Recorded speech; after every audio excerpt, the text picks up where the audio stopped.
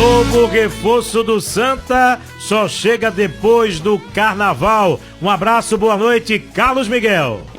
Um abraço para você, Mário. O novo reforço a quem eu me refiro é o Felipe Alves, goleiro de 36 anos, experiente goleiro, que foi anunciado oficialmente ontem pelo Santa Cruz.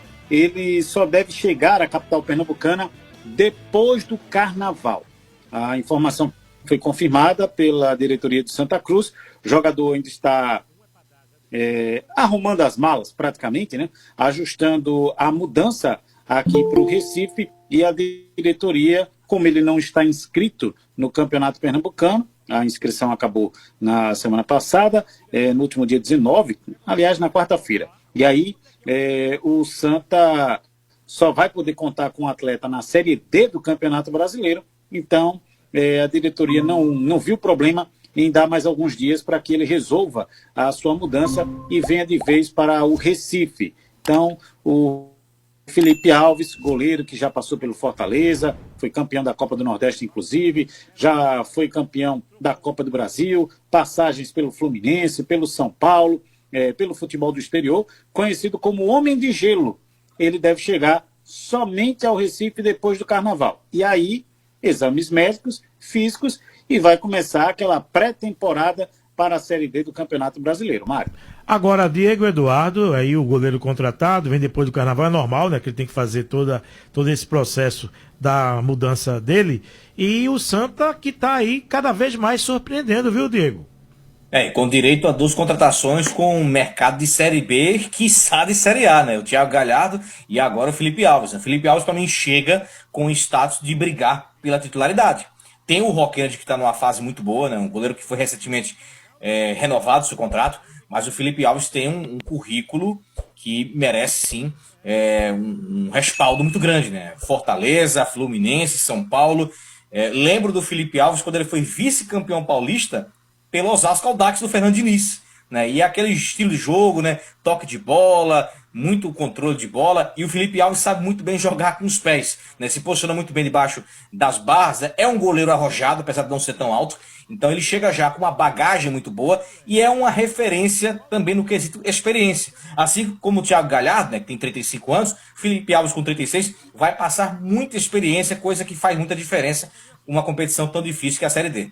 E a gente sabe que isso aí já é o processo envolvendo a SAF, inclusive vão contratar de 3 a 5 reforços, tirando o goleiro, não é isso, Miguel? Vem mais 3 ou 5, é isso? Isso. O Arley Menezes concedeu entrevista e admitiu que o Santa está buscando outras posições, sim. De 3 a 5 reforços devem ser contratados e não quis adiantar quais as posições. Mas uma coisa é certa, viu, Mário? Dessas posições que o Santa vai em busca e já está no mercado monitorando esses atletas, isso é para a Série D, tá?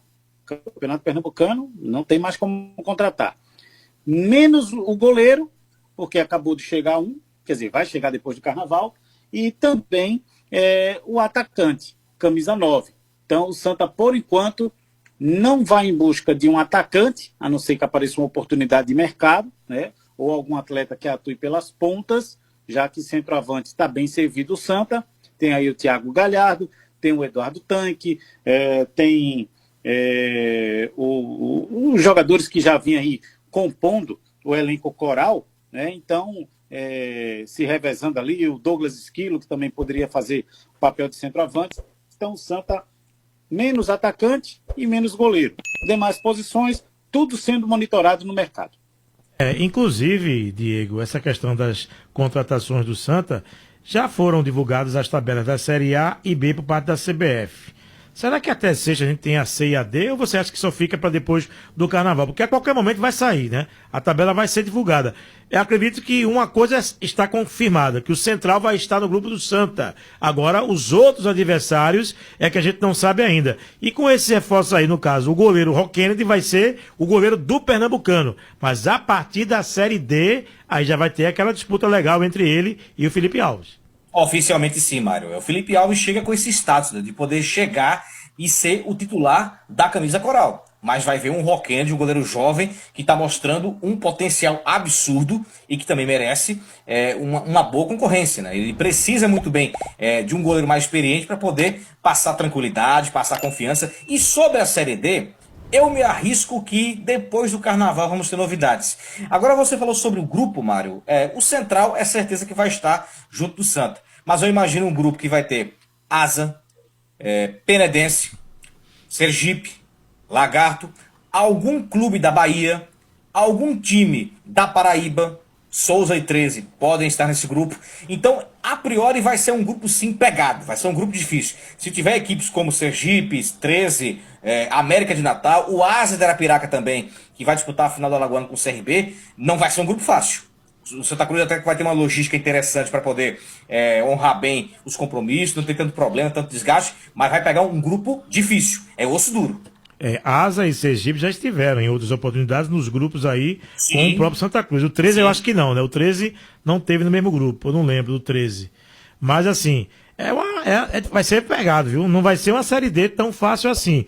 Para mim, o Santa tem totais condições de se classificar, porque a gente sabe que às vezes é ingrata a situação da competição, porque você pode ser o líder disparado entre os 64 participantes, tem a vantagem de jogar a segunda em casa, mas aí a fase é de mata-mata, amigo. Segunda fase e segue o baile até chegar à semifinal que vale o acesso para a Série C do ano de 2026. Não é uma competição fácil. Pelo menos uma coisa o Santa Cruz tem, Diego, que é a tranquilidade do Itamar, que conhece como funciona a competição, porque foi campeão ano passado com o Retrô, né? E falando de tranquilidade, eu acho que de todos os participantes, somente 2 times têm essa tranquilidade, né? Além de Santa Cruz, a Portuguesa de São Paulo, que virou SAF recentemente. Mas o Itamar está muito certo com relação a isso, né? Tem um time fechado, tem um time que eu considero que está na mão. E mais os reforços que podem chegar durante as finais de Pernambucano, claro, são reforços que vão para reforçar para a Série D, até porque o período do Pernambucano já encerrou, mas o Santa já tem esse status de ser a grande atração do Campeonato Brasileiro da Série D. Tem 13, tem América de Natal, tem Portuguesa, sim, mas não com a torcida, com a imensidão que o Santa Cruz atrai nos jogos, independente da situação do time, mas o torcedor comparece. E como eu falei a respeito do grupo, para mim, o Santa vai ter assim, adversários complicados, difíceis, né? Tem o 13, tem o Asa, que podem ser adversários. Talvez a Juazeirense seja um adversário a entrar nesse grupo, né? O América de Natal também. Então, são adversários que merecem, sim, total estudo, tem que ser bem observados. E o Santa, além da primeira fase, serão 3 mata-matas, 3 finais que o Santa vai ter que passar para conseguir o acesso. Tricolor está monitorando posições, mas em 2, Santa não deve mexer por enquanto. Quais são essas posições aí, Miguel? Goleiro e atacante, porque o atacante, o Santa já está bem servido, né? Certo. Falei agora há pouco com a lista e ainda não disse aqueles jogadores. Até para completar aqui, deixa eu passar a lista completa dos atacantes do Santa, Mário. E goleiro, né? Porque goleiro já tem 4. Tá chegando, né? O Felipe Alves, tem o Rock Kennedy, eles 2 vão brigar por vaga, tem o David e tem o Moisés. Moisés, inclusive, está perdendo espaço nesse time. Há quem diga até que ele não deve ficar, mas isso não tem nada de oficial por parte do Santa Cruz. O Santa Cruz não confirma essa informação. E em relação a atacante, nós temos Douglas Esquilo, Matheus Melo, que é um meia, mas também atua meio atacante, mas também atua como um atacante, Tiaguinho, aí tem o Vini Moura, que é um jogador ofensivo, e o Everton Felipe, que é um jogador ofensivo, Rafinha, que é um jogador ofensivo, então Eduardo Tanque, que é outro jogador ofensivo e atacante. Então o Santa, Israel, que também atua como ponta. Então o Santa Cruz de atacante não vai buscar neste momento no mercado, não. Mário, eu tenho novidades sobre a SAF do Santa Cruz. Muita gente pergunta quando essa SAF vai ser apreciada pelo Conselho Deliberativo. Aí eu respondo para o torcedor, não tem prazo. Explico.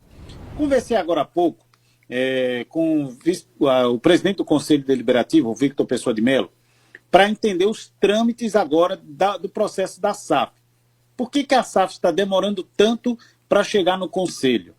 Olha, falamos que, a partir da assinatura da proposta vinculante, as empresas, tanto Santa Cruz como também as empresas dos investidores, que ela é denominada Cobra Coral Participações S.A., iriam analisar toda a documentação, tanto do Santa, como também das empresas e dos CNPJs desse grupo de investidores.